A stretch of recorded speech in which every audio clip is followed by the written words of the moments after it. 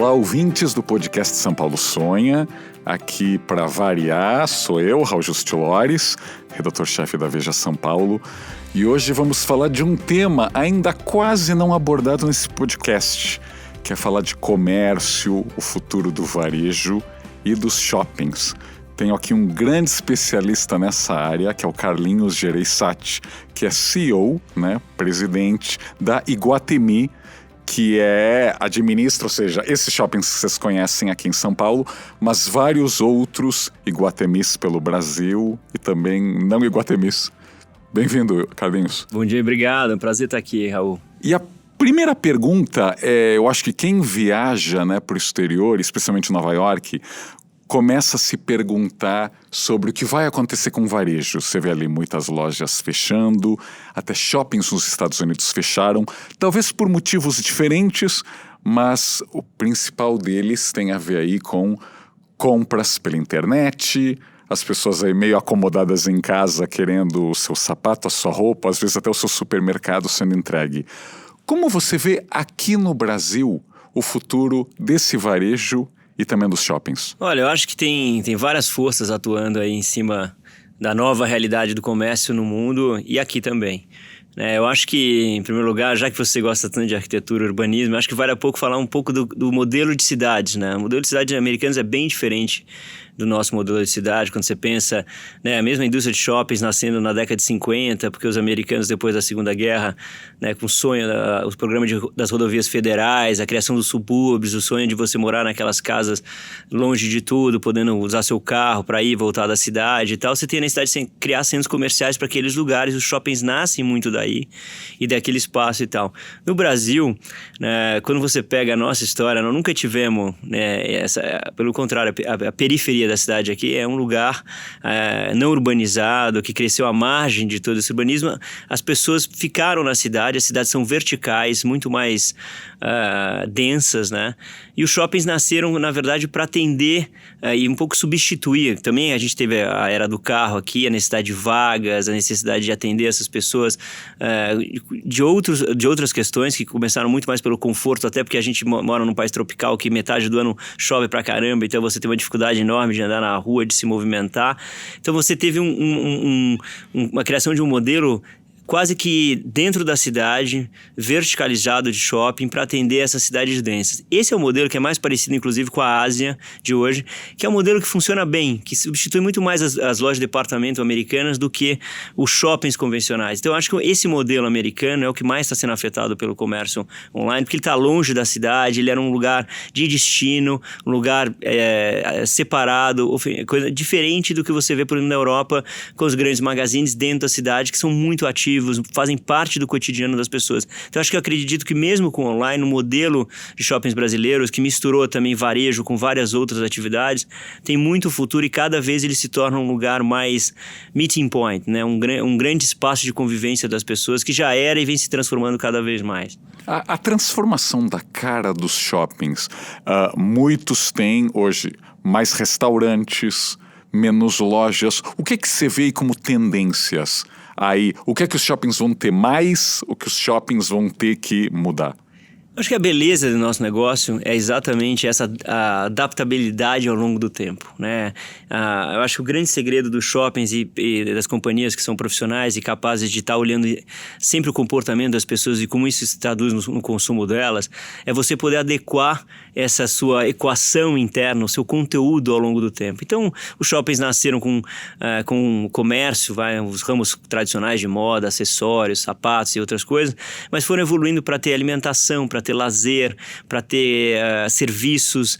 E hoje cada ano você vai até se segmentando, Meu pai brincava, dizendo que eu nunca imaginei que eu ia convidar um amigo meu para jantar no shopping. E hoje você tem os melhores restaurantes em shopping centers. Quer dizer, foi uma evolução da praça de alimentação para ter restaurantes super qualificados em shopping, cinemas que eram foram evoluindo. E hoje você tem salas comuns, desde as salas premium, Você tem lazer infantil, áreas de eventos. Então, acho que a tendência é cada vez mais ter bastante espaço e você poder adequar e também gerar conteúdo. Nós estamos falando aqui de um podcast e tal, eu estava comentando contigo o interesse que a gente tem de ter espaços para servir as pessoas das mais variadas formas. Só no JK hoje a gente tem 3 espaços de eventos que funcionam super bem dentro do MOA, atendendo pessoas, empresas, palestras, conteúdos que querem ser gerados lá dentro. Enfim, eu acho que a gente vai evoluir para muita coisa ainda diferente dentro dos shoppings. Os estacionamentos vão mudar ou vão ter mais usos? Eu percebi que nos últimos anos tem estacionamentos tendo eventos, feiras, às vezes barraquinhas. E eu imagino que muita gente hoje use aplicativos, não vá mais de carro para o shopping, chega lá de Uber ou de 99 na porta do shopping e depois volta. Você pensa aí também os estacionamentos vão ser melhor aproveitados? Sem dúvida nenhuma, eu acho que essa é uma tendência também de mudança, né? Quer dizer, os aplicativos geraram uma facilidade para as pessoas e uma segurança para as pessoas irem e virem, né? Então elas não precisam necessariamente estar com o seu veículo. Isso é muito mais forte na semana do que no final de semana, onde as pessoas têm mais tempo e usam o seu próprio transporte público, porque não tem não é que eu vou do escritório e voltar para o escritório. Eu vou daqui do shopping para a casa de alguém, para o amigo, eu vou voltar para casa, enfim. Então tem uma variedade. Eu acho que já teve uma queda ao longo dos anos, assim, acho que importante, né? Tanto é que tem um debate, inclusive, com a Prefeitura de São Paulo e outras prefeituras no Brasil para mudar essa relação necessária que existia entre área de varejo e necessidade de número de vagas, para que a gente possa dar uso muito mais inteligente para o cidadão, né? E isso vai acontecer cada vez mais. Então a gente vai dispor dessas áreas com certeza, na medida que fica evidente isso, que essas áreas estão deixando de ter a mesma necessidade que tinham no passado. Você podia explicar um pouquinho qual a exigência da prefeitura e para mudar o que teria que ser feito? Na verdade, tem uma relação praticamente aí de uma vaga para cada 20 metros quadrados de área de loja. É uma relação, isso varia um pouco dependendo do que eles chamam de polo gerador de tráfego na cidade, se você é mais ou menos, né? Dependendo das áreas, você está em área de trabalho, enfim. E essas relações estão mudando porque, obviamente, como você mencionou, as pessoas estão usando vários modais para chegarem no shopping. Não é só os aplicativos, mas é também os metrôs estão chegando mais próximos, então as pessoas caminham até esses lugares, as pessoas têm a possibilidade de patinete, de bicicletas, enfim, de uma infinidade de alternativas. E a gente está trabalhando para mostrar, né, uma coisa muito interessante que eu chamo da boca de jacaré. As vendas crescem, mas o fluxo de garagem, embora o fluxo de pedestres aumente, o fluxo de garagem cai. Isso tem criado, que eu chamo aí dessa boca de jacaré, e obviamente que os técnicos têm que usar fatos e dados. Até vi um programa teu que fala muito disso, né? Nós brasileiros precisamos aprender a trabalhar com fatos e dados. O programa com o Zap. Exato, fatos e dados. Eu chamo de parar de achar coisas e usar como mundo inteiro fatos e dados. A gente acha muita coisa e pesquisa muito pouco, usa muito pouco dado. Então isso, na medida que um técnico precisa dessas informações, ele tem recebido isso ao longo do tempo, precisa de uma série histórica. Isso está se mostrando uma verdade ao longo dos últimos 5 anos e obviamente que a prefeitura, sabendo disso, pode agora se sentir muito mais confortável para agir, mudar essa relação e permitir que essas áreas de estacionamento que antes eram utilizadas para carros e para estacionar, sejam usadas para outras coisas, até para gerar mais impostos, mais trabalho, mais emprego, mais conveniência para o consumidor. Eu já morei ali muito perto do shopping Higienópolis e eu vi aí ao longo do tempo como ele também foi mudando a relação com a própria rua, né? Eu comecei a ver festivais de comida, food trucks naquela área aberta na Albuquerque Lins, o uso da área externa ali na Veiga Filho e mesmo aquela entrada na Avenida Higienópolis. Você também vê de alguma maneira os shoppings, você citou a Ásia, né? Na Ásia é muito comum os shoppings terem enormes estruturas que misturam estruturas fechadas com estruturas abertas, né? Tem shopping na Ásia que tem praça ao ar livre no meio do shopping, você atravessa de um prédio para o outro. Aqui, você também está vendo isso? As pessoas usam, a gente já falou de estacionamento, mas usam áreas externas dos shoppings e vocês têm essa ideia de usar mais esses arredores ao ar livre? Sem dúvida nenhuma. Eu sou um que acredita totalmente na conexão cada vez maior entre os espaços privados de uso público, como é o caso dos shoppings, né? Em Nova York você tem muito aquela questão dos térreos, né? Que são incentivados para serem deixados, porque senão as pessoas congelam na rua, dependendo do tempo. Então você tem espaços ali que as pessoas podem parar, tomar um café. Os shoppings são muito maiores, tem muito mais essa vocação natural. E eu acho que a gente precisa se aproximar da rua e se integrar com a área comum, né? Cada vez mais. Os desenhos, você pega o Iguatemi São Paulo, ele está na calçada, né? Com vitrines, o próprio JK que foi feito já com vitrines, conversando, dialogando com a rua, se aproximando com calçadas largas, a preocupação de se conectar, né? A gente tem o próprio pátio que você mencionou, ele é vivíssimo nisso, né? Ele é adorado pelo bairro porque ele faz parte, ele tem várias entradas, ele tem aquelas casinhas viradas para fora que fazem parte do projeto, mas que são hoje um café, uma outra loja de cama, mesa e banho.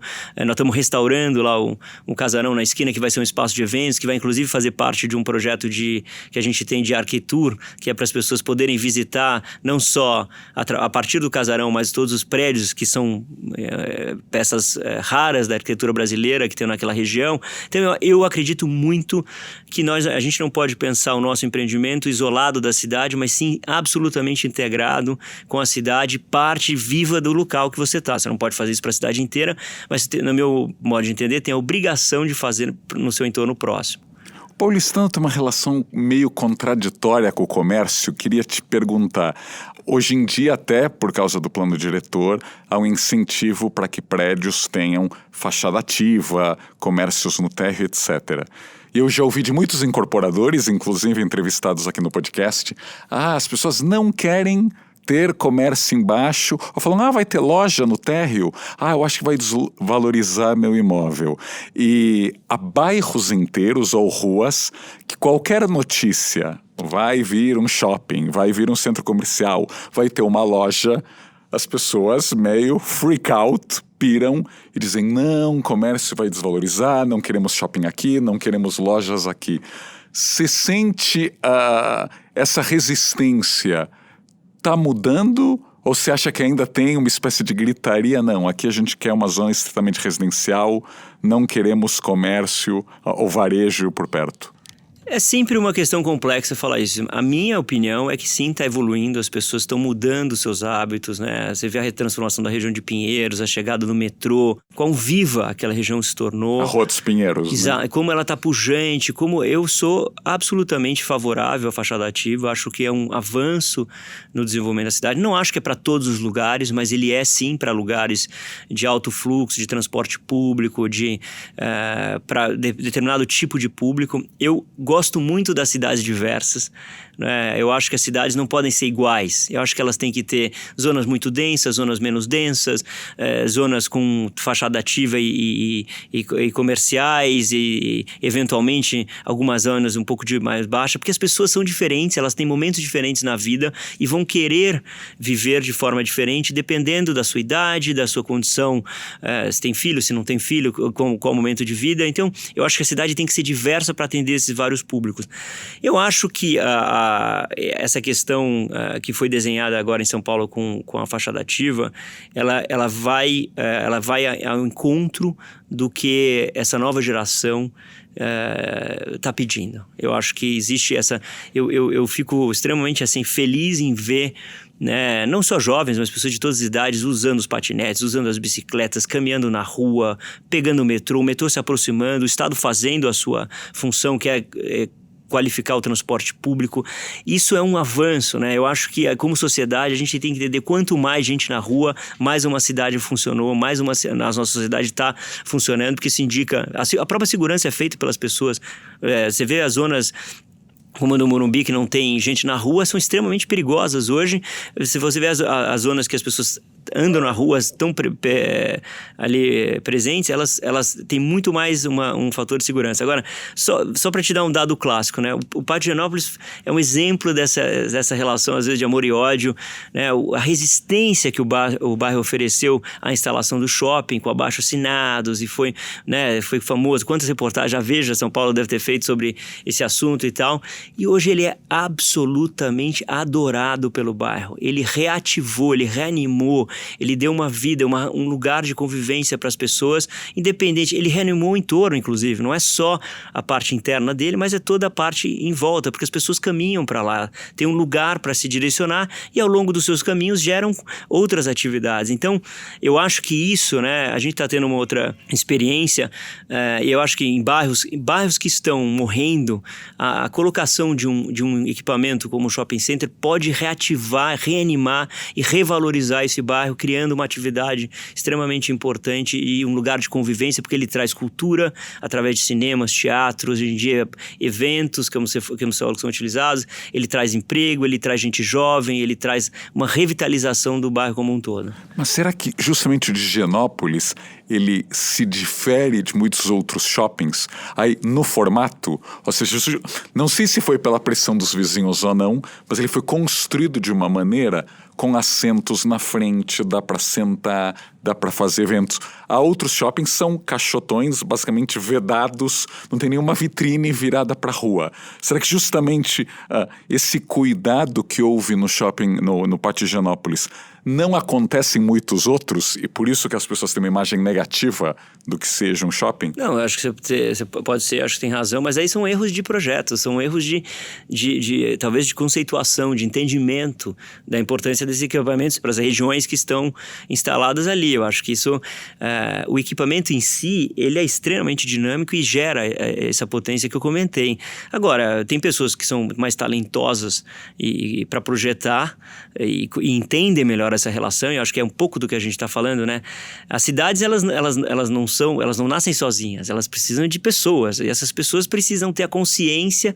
Eu costumo dizer que, às vezes os caras me chamam para ver apartamentos e tal, não sei o que, olha, meu apartamento é maravilhoso. Eu quando entro, estou mais preocupado na calçada na frente do seu prédio, na relação que você se coloca com a cidade, do que da beleza do seu apartamento, porque para mim isso é o grau de civilidade que a gente tem hoje, onde a gente chegou, qual é o seu pensamento.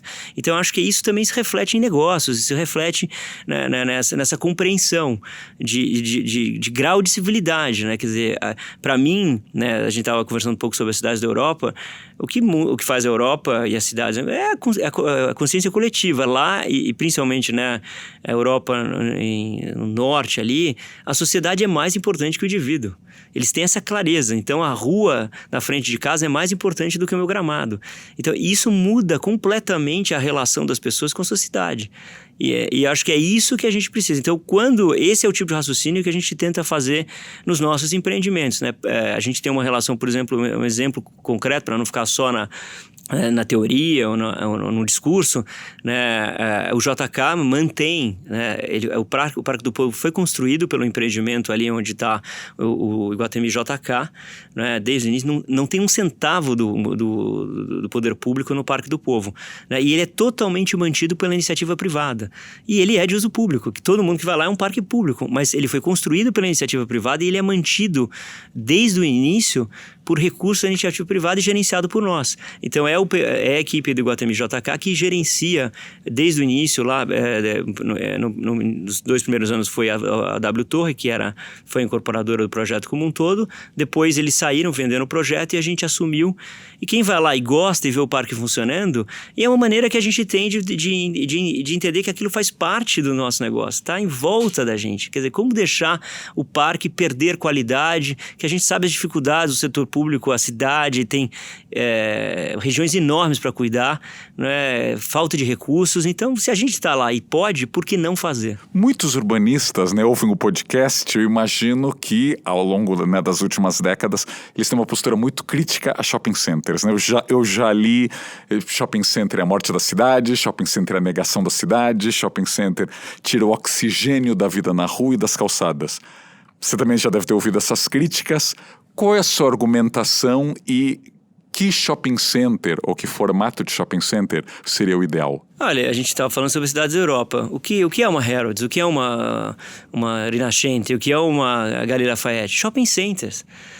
Eles são integrados, eles são equipamentos urbanos como qualquer outro equipamento urbano relevante. E nem por isso o comércio ao longo da rua morreu por causa dessas grandes magazines que são maiores do que os nossos shoppings. Se você pegar em termos de áreas, alguns deles são muito maiores. Agora, as cidades morrem por outras razões.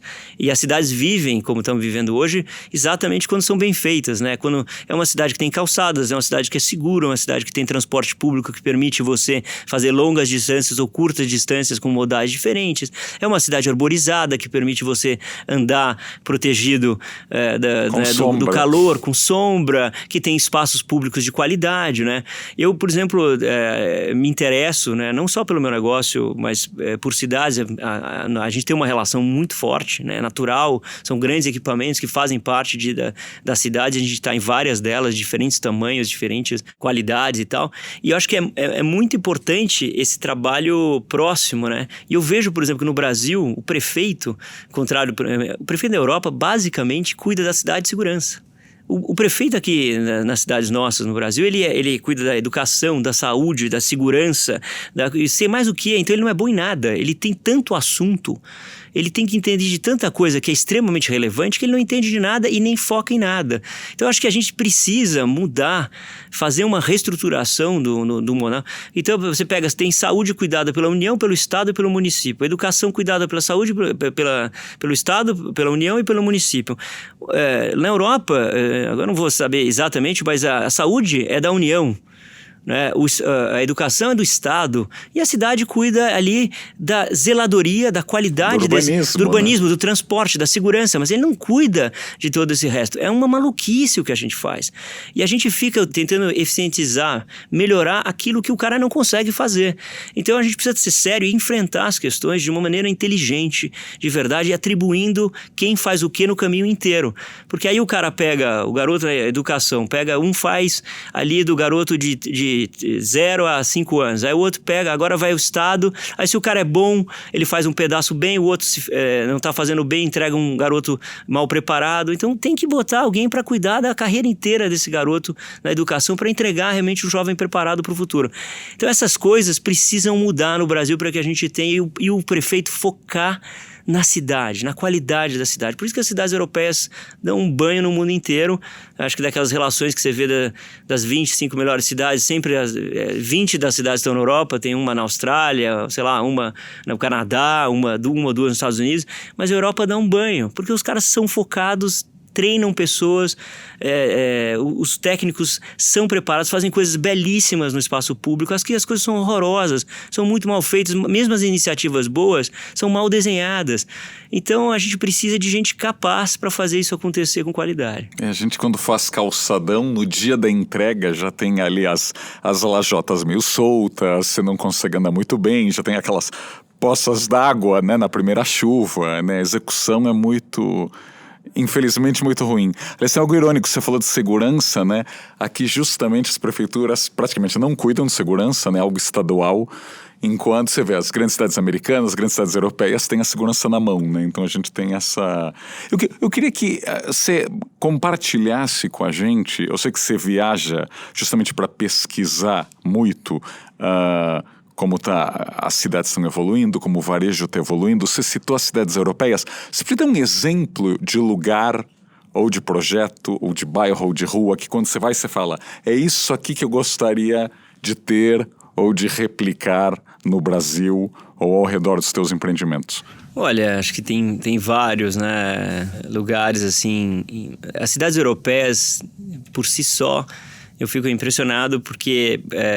como elas são cidades densas e foram, né, praticamente aqueles centros intramuros protegidos, foram cidades muradas, né, criadas ali para se proteger, foram evoluindo a partir daquilo, né, elas sempre tiveram essa questão da fachada ativa como uma realidade, né? Você pega, né, você vai ver a Florença, né, e vê como é que o cara que botava uma escadinha para subir, embaixo já virou uma lojinha, né? Ele morava em cima e a coisa virava embaixo. Mas eu acho que tem exemplos recentes, assim, que eu fui, por exemplo, até de mudança, né, de uma área que era extremamente degradada. Pega ali King's Cross, que é onde chega, né, o trem de baixo do canal da Mancha, né, do lado da Inglaterra.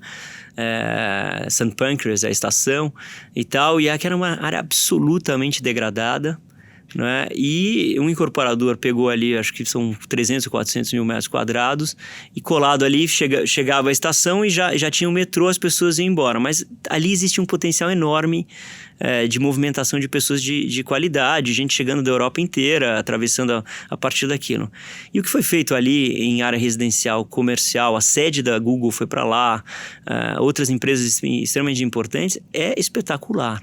Né, do ponto de vista de arquitetura, de restauração e preservação, antigo gasômetros que eles mantiveram um círculo em torno dos apartamentos para mostrar como eram os gasômetros antigos ali, e fizeram os apartamentos que valem uma fortuna ali em volta, mas super bem qualificados.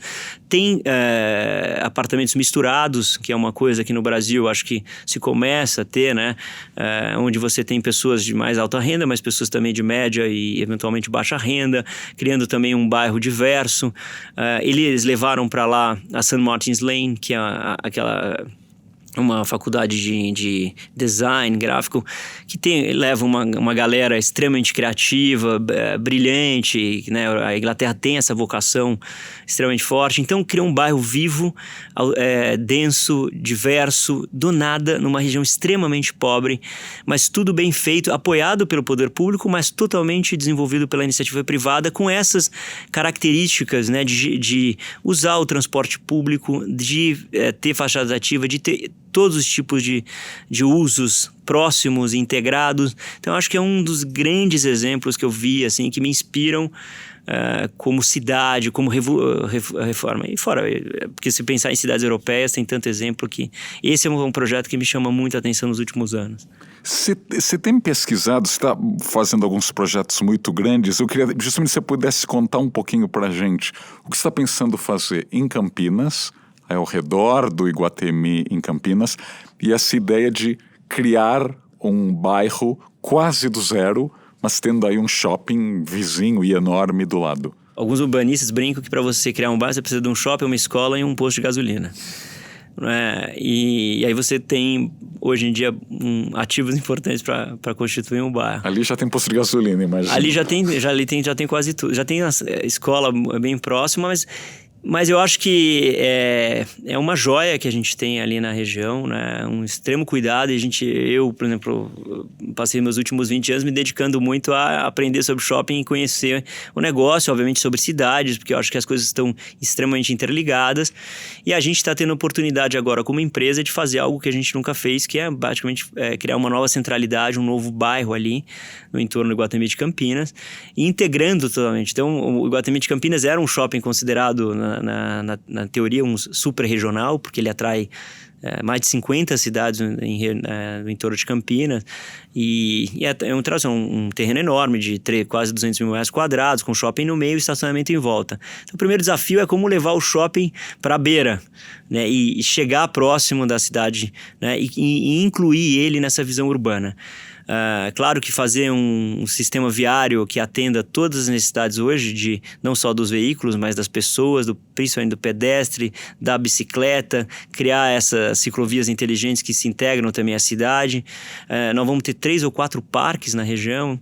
Então, como é que, né, os parques não serem só contemplativos, mas eles terem o uso e serem espaços de passagem para as pessoas, para que eles sejam parte da vivência da cidade, e não só espaços ali de contemplação que o cara olha para o parque e não o utiliza, que eu acho que é uma das coisas que faz muitos parques morrerem, né? Acho que o Parque do Povo... inseguros, né? Ficarem inseguros. O Parque do Povo, ele funciona porque ele tem uma travessia de um lado para o outro, e ele tem vários usos, as ciclovias ali que foram colocadas ali dentro, ligando a ciclovia da Marginal, e acho que tem essa integração. E os vários usos, né?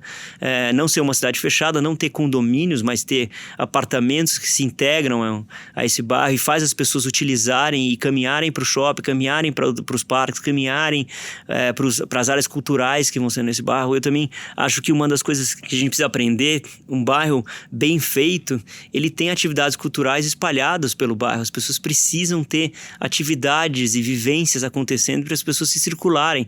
Ninguém sai de casa se tiver que andar horas a fio sem ver nada. Quer dizer, é por isso que a fachada ativa é importante. É muito interessante se você sair e a cada 5 metros você ter uma lojinha nova, um café, de repente um cinema para ir, e no final você ter um shopping que você vai fazer mais coisas, ou porque você está indo em direção a um parque. Então essas coisas todas precisam ser pensadas para que você tenha essa vivência. E tudo isso está nesse projeto. Vai ser um desafio enorme nos próximos 20 anos colocar isso na prática. É um trabalho, eu faço uma reverência aqui ao prefeito Jonas de Campinas, que foi um parceiraço, entendeu, conheceu, ele também foi presidente da Frente Nacional de Prefeitos, tem feito um belíssimo trabalho de aprender e levar prefeitos para aprenderem sobre isso. Acho que é outra coisa importante, os nossos prefeitos precisam visitar, viajar, entender eles mesmos. Não adianta só a área técnica, o prefeito tem a obrigação de conhecer cidades, mundo afora, que funciona, e interpretar para as nossas. Eu acho que isso é algo que tem sido muito importante, eu tenho visto cada vez mais eles fazendo, e eu acho que é valiosíssimo para a gente ter melhores cidades no futuro no Brasil. Interessante alguns pontos que você levantou agora, porque muita gente associa a marca Iguatemi ao comércio de luxo. E muita gente no Brasil vê luxo, especialmente em cidade, como o isolamento. O condomínio fechado.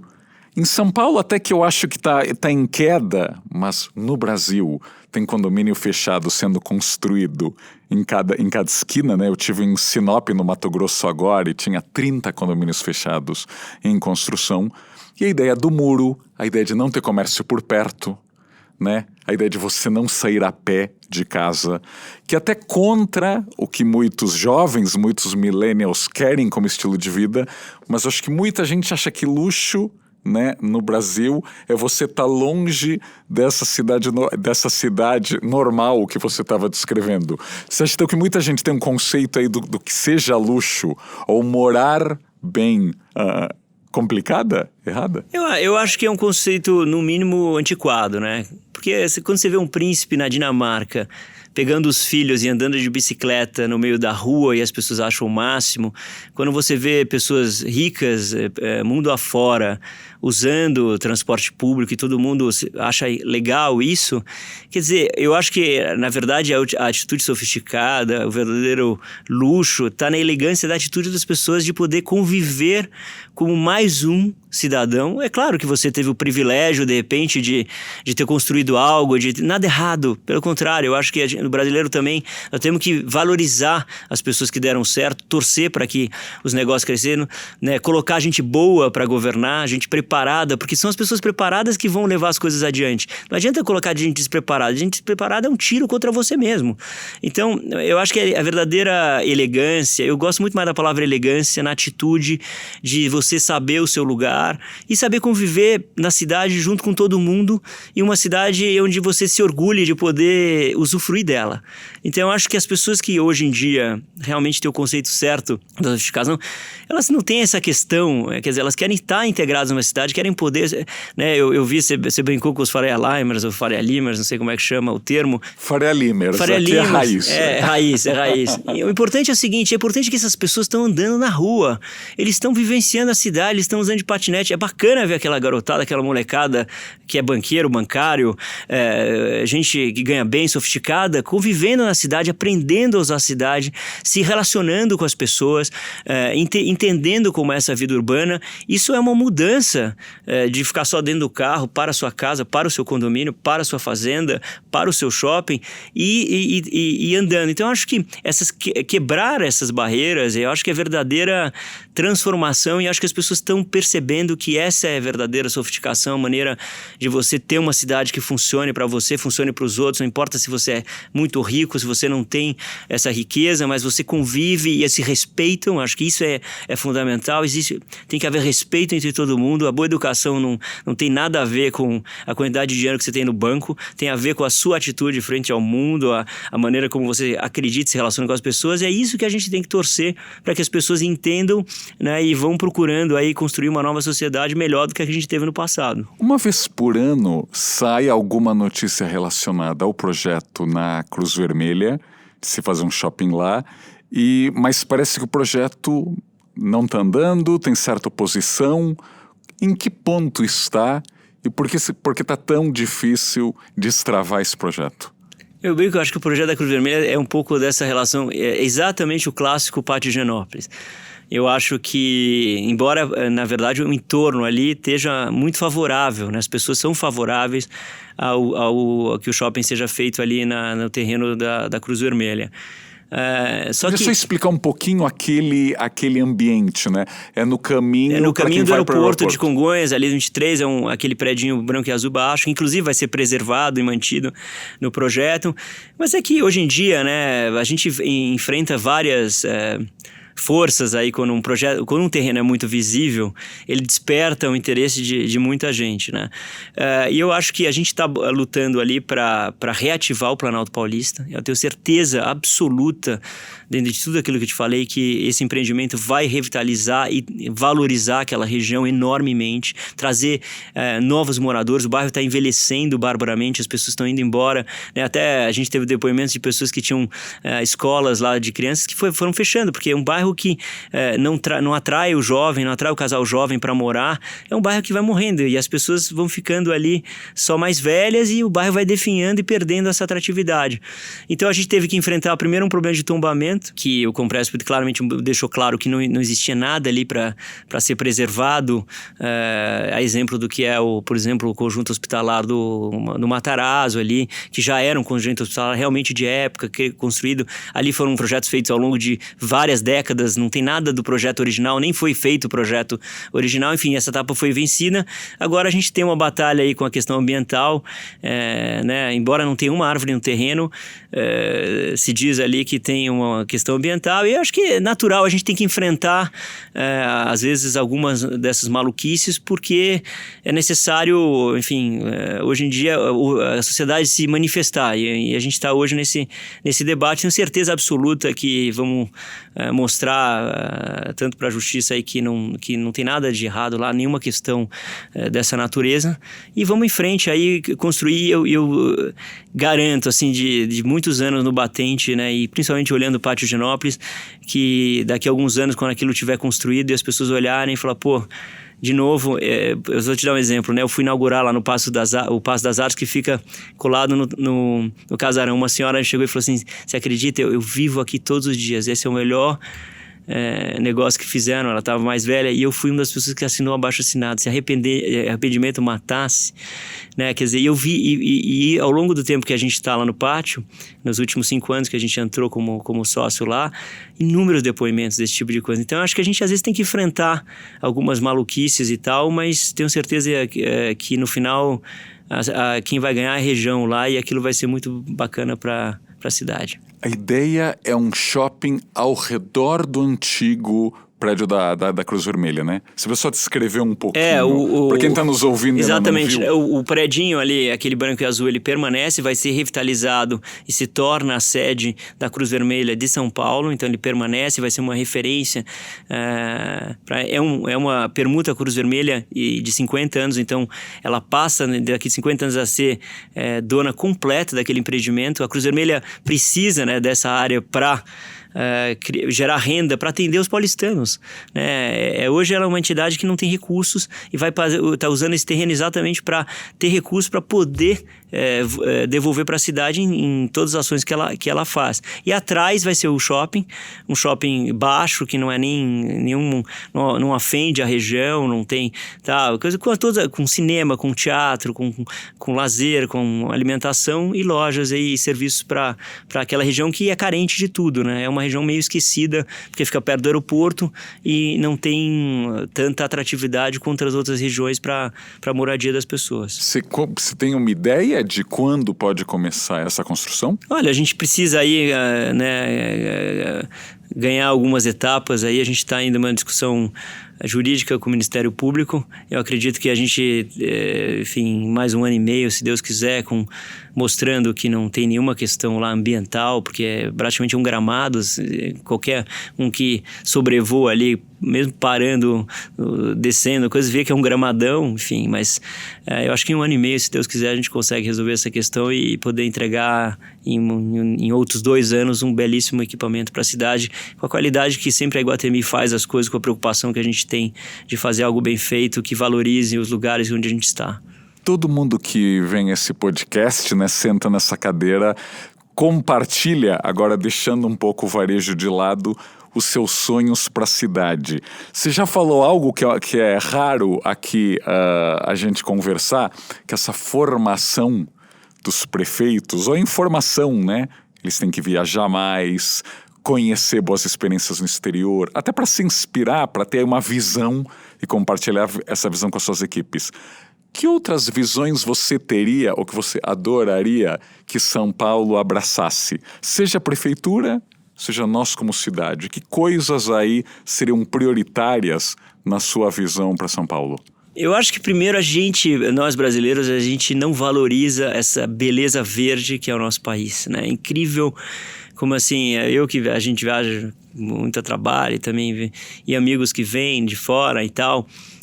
Essa beleza permanentemente verde, nossa, então é uma cidade cada vez mais verde, que as pessoas valorizem, plantem, em onde eu vejo espaço, mesmo nas suas varandas, né? O cuidado que eu brinco quando lembra que tem alguém olhando para a sua varanda, cuide da sua varanda, seja verde, melhora os aspectos, né? Eu acho que eu acho que esse é um ponto que eu acho que é importantíssimo. Acho que em São Paulo, particularmente, a questão dos rios, né?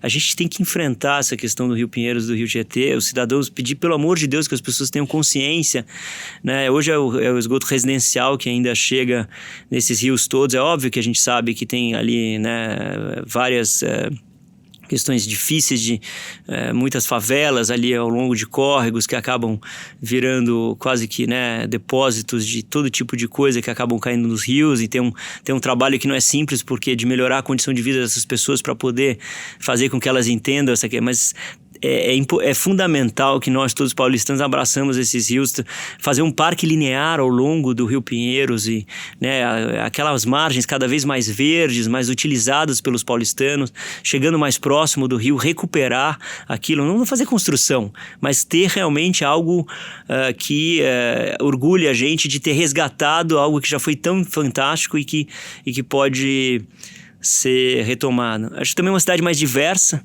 acho que é uma cidade rica, é gozado. Eu aprendi há muitos anos atrás, quando eu comecei a trabalhar, de um arquiteto, que não existe uma São Paulo, existe umas 15 São Paulo, não existe cidade de mais de 1 milhão de habitantes, as cidades se dividem, e isso é verdade. A gente vê como no nosso cotidiano que você usa pedaços da cidade, ninguém usa a cidade de 15 milhões de habitantes ou 12 milhões de habitantes que São Paulo tem. Tem o Faria Limer, tem o Santa Cecília, tem de tudo, tem e maravilha perfis. que tem, e que as pessoas se cruzem, se gostem, se deem bem, e cada um tenha o seu jeitão, mas que se convivam. Então, é importante uma cidade diversa, seja um pedaço mais denso, outro pedaço menos denso, né? Gente com uma característica que gosta de um bairro mais agitado, gente que quer um bairro mais tranquilinho, que as coisas existam para que as pessoas possam conviver, possam vivenciar experiências diferentes dentro das suas cidades, então, e também que permita essa convivência de diferentes classes nas mesmas regiões. Acho que tem que haver cada vez mais essa cidade diversa. Eu acho que isso é uma riqueza que a gente vê muito na Europa, e acho que o Brasil precisa se encontrar nessa questão, né? E acho que, sei, o que mais eu sonho para São Paulo? Eu acho que talvez essa questão do cidadão, né? Ser esse pensamento da sociedade ser mais importante que o indivíduo é algo que me chama muita atenção hoje em dia, né? Quer dizer, o cara que presta mais atenção na frente na rua, na frente da sua casa, no que no seu próprio gramado. É um exemplo que eu dou, porque acho que é fácil de visualizar, né? Quer dizer, não adianta, seu apartamento é lindo, sua casa é linda, seu gramado é maravilhoso e a sua calçada é um lixo, a sua rua é uma porcaria. Como não se interessar? Você não consegue ir a pé pra nada, né? Como não se interessar se você não consegue sair na rua? E não é só esperar o poder público, mas o que a gente pode fazer, esses fios, né? Pedir pelo amor de Deus, quer dizer, como não essas empresas todas de enterrar a fiação, você diz. Enterrar a fiação, deixar as árvores crescerem naturalmente, né? Ajudar e tem lugares onde a iniciativa privada pode se juntar para fazer isso acontecer, facilitar com que isso. Eu acho que tem projetos bons, eu acho que eu me lembro que tem o Paulo Matias aí, que foi até o gestor ali da área de Pinheiros, agora até candidato aí, né? Mas tem um projeto lindo, então tem muita gente boa pensando nessas coisas. Então acho que é muito importante a gente ter uma consciência de que não adianta a nossa vida estar boa se a vida coletiva é uma droga. A gente tem que ter essa visão clara de que o problema aí é de todos e se mexer para resolver, começando por aquilo que está em frente da nossa casa. Uau, com essa mensagem que nos mexemos mais, terminamos o podcast de hoje. Muito obrigado, Carlinhos. Imagina, foi um prazer. Obrigado aí pela oportunidade. Até terça que vem.